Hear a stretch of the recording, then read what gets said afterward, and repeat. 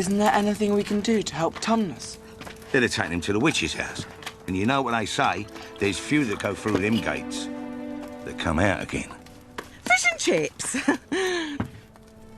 But there is hope, dear. Lots of hope.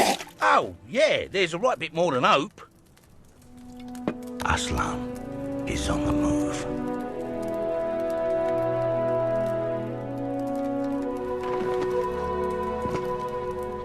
Who's Aslan? Who's Aslan? You cheeky little blighter. What? You don't know, do you? Well, we haven't exactly been here very long. Well, he's only the king of the whole wood. The top geezer. The real king of Narnia.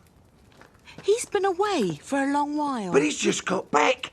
And he's waiting for you near the stone table. He's waiting for us. You're blooming joking. They don't even know about the prophecy. Well, then... Look. Aslan's return. Tumnus' arrest. The secret police. It's all happening because of you. You're blaming us? No, not blaming. Thanking you. There's a prophecy. When Adam's flesh and Adam's bone sits at Cair Paravel enthroned, the evil time will be over and done. You know, that doesn't really rhyme. Yeah, I know it don't, but look, you're kind of missing the point.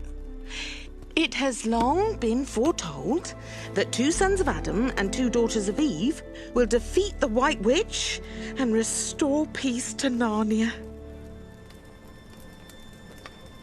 And do you think we're the ones? Well, you better be, because Aslan's already fitted out your army. Our army?